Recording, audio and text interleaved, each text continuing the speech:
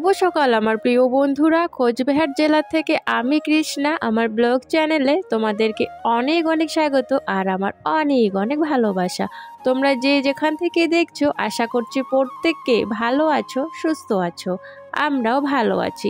সকালবেলা দেখো আমার সমস্ত বাসি কাজ আজকে কিন্তু হয়ে গেছে, আর এখন আমি ঠাকুর দেব। আর আজকে প্রীতি ঠাকুর দেবে না, যেহেতু আমাকেই দিতে হচ্ছে। আর বেশির দিনে প্রায় ভাগে কিন্তু হচ্ছে আমার মেয়েই দেয় ঠাকুর পুজো। আর ওখানে দেখছো ছোট্ট একটা শিব বানিয়ে রেখেছে মাটি দিয়ে, ওই যে আঠালো যে চিটকালো যে মাটিগুলো থাকে সেই মাটিগুলি দিয়ে আর কি শিব বানিয়ে রেখেছে তুলসী তলার কাছে।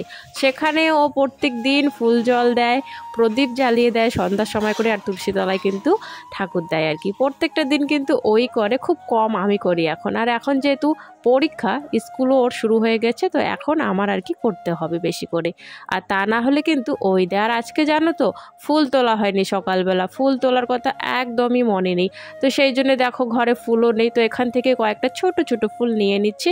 আর কয়েকটা লাল ফুল পেয়েছিলাম পাশের বাড়ির থেকে, তো সেখানে আর কি লাল ফুলগুলো আর এই যে ছোট ছোট ফুলগুলো দিয়ে পুজোটা দিয়ে দিচ্ছি। কারণ তুলসী তলায় তো আর লাল ফুল দেওয়া যায় না, আর শিব ঠাকুরের ওখানেও কিন্তু লাল ফুল দেওয়া যায় না। তো সেই জন্য ওই সাদা ফুল নিয়ে নিলাম কয়েকটা তুলসী তলায়, আর হচ্ছে শিব ঠাকুর ওখানে দেওয়ার জন্য। পুজোটা দিয়ে রেডি হয়ে বেরোবো এখন এক জায়গায়, সাথে প্রীতিকেও নিয়ে যাব। প্রীতম তো স্কুল চলে গেছে, প্রীতি এখনো যায়নি, প্রীতি হচ্ছে আমাদের সাথে যাবে। শুভ সকাল বন্ধুরা, এখন হচ্ছে আমরা যাচ্ছি স্কুলে। প্রীতি যাবে স্কুলে, আর আমার হচ্ছে একটু কাজ আছে, এদের জিনিস নিয়ে নিয়েছি ডকুমেন্টগুলো, সেখানে হচ্ছে আমি যাচ্ছি। আর প্রীতম চলে গেছে স্কুলে, প্রীতমের আজকেও পরীক্ষা আছে, কালকে লাস্ট পরীক্ষা ওর। আর প্রীতিকে ওদিকে স্কুলে রাখবো, আর প্রীতমের বাবা যাবে ওদিকে বাজার করতে, আমি যাব আমার কাজে। তো প্রীতমের বাবা হচ্ছে প্রীতিকে নিয়ে স্কুলের সামনে চলে গেল, ওকে স্কুলের সামনে দিয়ে তারপর ওদিকে বাজার করতে যাবে। আর আমি যাচ্ছি আমার কাজে। এখন রান্না বান্নাও হয়নি জানো, ওই রান্না বান্না না করে থেকে আসলে না অনেকটাই আর কি বলবো, আর কেমন জানি লাগে যে রান্না বান্না এখনো হয়নি।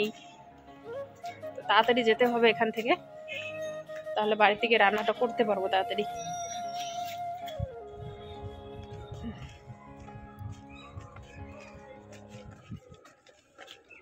জানি না কতক্ষণে কাজ হবে, ওখানে গিয়ে হয়তো দাঁড়িয়ে থাকতে হবে, কারণ আরও অনেকে আসবে। দেখি, আমি একটু তাড়াতাড়ি এসেছি, তাও দেখি আমার আগেও যদি অনেকে এসে থাকে। এখন বাজে 11টা, 10:30টার সময় টাইম দিয়েছিল, 11টা বেজে গেছে, মানে আধা ঘন্টা একটু লেট আছি। তবে 12টা অবধি বলেছিল, যে 12টা অবধি 12:30 অবধি আর কি থাকবে। দেখি গিয়ে কি রকম কি ব্যাপার, লোকজন যদি এসে থাকে তাহলে তো দেরি হবে অনেকটাই।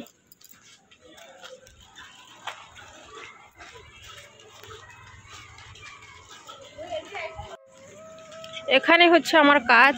প্রীতমের স্কুল হচ্ছে এদিকে পাশেই, কিন্তু ওই যে কালো কালো দেখা যাচ্ছে, কালার হয়ে গেছে কালো স্কুলের।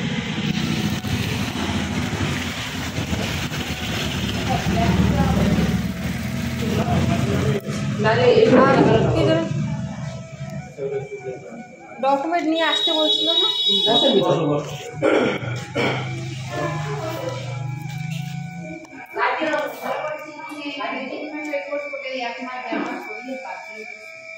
তারপরে যাই শিখাই আরো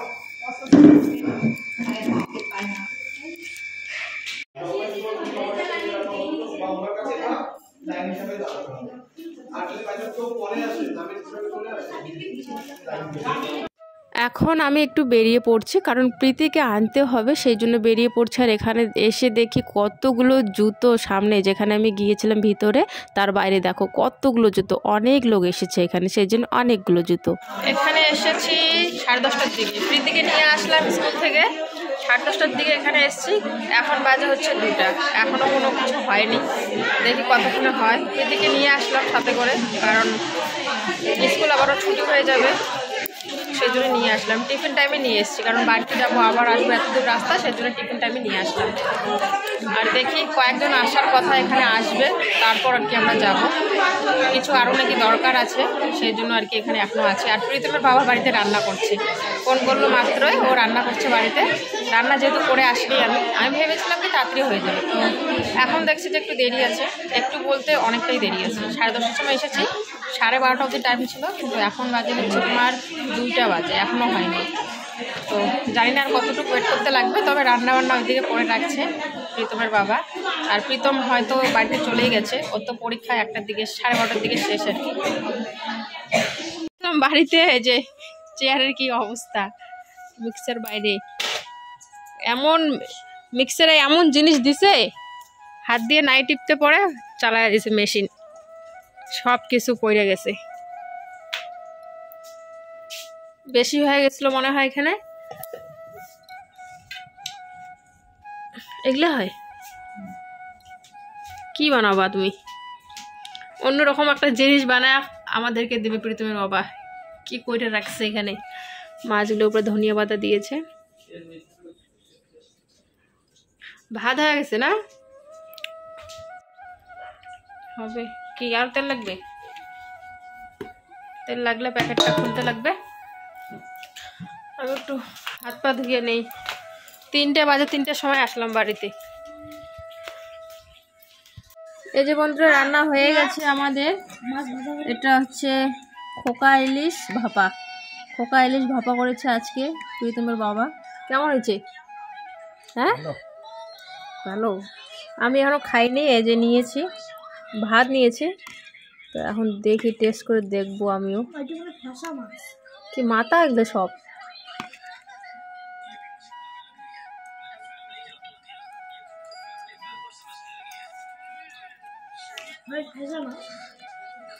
কি মাছ? এই সে তো কিছুদিন আগে হচ্ছে আমি কীর্তন বাড়িতে গিয়েছিলাম, তো কীর্তন বাড়িতে যেদিন যাই না, তো সেদিন আলমারির থেকে আর কি কয়েকটা জামা কাপড় বের করে দিই প্রীতম আর প্রীতিকে পরার জন্য। কারণ সবসময় যেগুলো বাড়িতে পরে বেড়ায় সেই জামা কাপড়গুলো তো আর পরে যাওয়া যায় না কোথাও, সেই জামা কাপড়গুলো তো অনেকটাই নোংরা। তো সেই জন্য আলমারির থেকে কয়েকটা জামা কাপড় দুজনকে বের করে দিয়েছিলাম, আর আমিও শাড়িটা বের করেছিলাম পরে যাওয়ার জন্য। তোমরা তো দেখেছোই আর কি আগের ভিডিওতে। তবে ওই যে বের করেছি আর রাখছিলাম না, অনেক দিন ধরে বিছানার মধ্যে সাইডে ভাঁজ করে রেখে দিয়েছিলাম। আর রাখবো করে কয়েকবার কিন্তু আলমারিটা খোলা হয়, তবে যখন খুলি না তখন আর মনে থাকে না যে জামা কাপড় যে বাইরে আছে রাখতে হবে ভিতরে। তবে অনেক দিন ধরে পড়ে আছে, ভাবলাম চলো খাওয়া দাওয়া তো হয়ে গেছে, এখন তো আর সেরকম কাজ নেই, তো সেই জন্যে জামা কাপড়গুলো এখন জায়গা মতো রেখে দেই। তো সেই জন্য আলমারিটা খুঁড়ে সব জামা কাপড় গুছিয়ে রেখে দিচ্ছি। আর ওইদিকে যে একটা গোলাপি রঙের কাপড় দেখছো তোমরা, ওইটা ঝুলে আছে কি করে বলো তো? প্রীতম একদিন হচ্ছে ঘরের মধ্যে, প্রীতম আর প্রীতি রাতে হচ্ছে তোমার ওই যে খেলে না কি যেন বলে, ব্যাডমিন্টন নাকি, তো সব খেলছিল আর কি, র্যাকেট খেলছিল, তো ককটা হচ্ছে উপরে পড়ে যায়। তো ককটা পাড়ার জন্য চেয়ারের মধ্যে উঠে যেমন তেমন করে আর কি ককটা পাড়ছিল। তো ককটা পাড়ার সময় ওই যে আমরা যে আমাদের যে ব্যাগগুলো আছে সেগুলো কাপড় দিয়ে ঢেকে রেখেছিলাম, তো সেই কাপড়টাই পড়ে গেছিলো। তো ওই যে পড়ে গেছে, আমি তো আর ঠিক করতেও পারি না, কারণ এত উঁচুতে আমার তো হাত যায়ই না। এটা হচ্ছে প্রীতমের বাবার কাছেই ঠিক করে নিতে হবে, ওই পারবে, আমি তো এত দূরে পারবো না, হাত যাবে না। তো ওটা ওইভাবেই পড়ে আছে, কাপড়টা ঝুলেই আছে আর কি কাপড়টা। তবে দেখি আমি যদি পাই তাহলে আমিও চেষ্টা করব, মানে ঢাকতে পারবো না, তবে কাপড়টা সরাতে হবে, ঝুলে আছে তো সেই জন্য। আর ঢেকে রেখেছি আমরা কেন বলো তো? যেহেতু মাটির ঘর নষ্ট হয়ে যাবে খুব তাড়াতাড়ি আর কি ব্যাগগুলো মাটি পড়লে, তো সেই জন্য ঢেকে রাখা হয়েছিল। আর এইদিকে দেখো সব জামা কাপড় রাখা হয়ে গেছে, আলমারিটা আবারও বন্ধ করে দিচ্ছিলাম। হঠাৎ করে মনে পড়লো মিক্সারটা তো রাখিনি, তো মিক্সারটাও এখন রেখে দিলাম আর আলমারিটা তালা দিয়ে দেবো। এই ইলিশ মাছটা ভাপা করতে গিয়ে পুরো তছনছ করে দিয়েছে, মানে আমার এত কাজ বাড়িয়ে দিয়েছে কি বলবো। আর বিছানায় ছিটকে পড়েছিল, চেয়ারটা তো অবস্থা দেখলেই তোমরা, মিসকারটা কীরকম অবস্থা হয়েছিল, অনেক কাজ আমার বেড়ে গেছিলো ওখান থেকে এসে। যাই হোক, ভাতটা রান্না করে রেখেছিল, ওটাই আমার কাছে অনেক। আর এই যে ভাপা মাছ কিন্তু আমি এই প্রথম খাচ্ছি, আর আমাদের বাড়িতেও কিন্তু এই প্রথম ভাপা মাছ আর কি রান্না করা হলো। কি জানি প্রীতমের বাবা মনে হচ্ছিল আর কি আজকে একটু ভাপা খেয়ে দেখি, তো সেই জন্য ও নিজে করলো। আমি তো করতে পারি না, কারণ আমি এর আগে খাইও নেই কোনোদিন, সত্যি কথা যেটা আর কি। আর এবারে কিন্তু আমাদের বাড়িতে প্রথম ভাপা আর কি রান্না হলো আর কি মাছের, আর প্রথম কিন্তু খেলাম। তা প্রথম খেয়েছি, তবে বাড়ির মানে কি বলবো, আর ঘরের অবস্থা টাইট করে দিয়েছে আর কি নোংরা করে, তো সেগুলো পরিষ্কার করতে একটু সময় লেগেছিলো। তারপর খেতে বসেই পড়েছিলাম। আর এইদিকে রাতের দিকে না আমি একটু ভাত বসিয়ে দিয়েছি, সেদ্ধ ভাত বসিয়ে দিয়েছি, একটু কিন্তু তরকারি আছে। আর এদিকে অনেক রাত হয়ে গেছে, ছেলের যেহেতু পরীক্ষা কালকে, তো সেই জন্য ছেলে পড়ছে আর আমি মশারির ভিতরে বসে এখানে আছি একাই। তো যাই হোক বন্ধুরা, আজকের ভিডিওটা আর বেশি করতে পারিনি, কারণ হচ্ছে আজকের ভিডিও আমি করতেই পারি না, যেহেতু এক জায়গায় গিয়েছিলাম সেই জন্য। তো আজকের ভিডিওটা এখানে শেষ করছি, আগামীকাল খুব সুন্দর একটা ভিডিও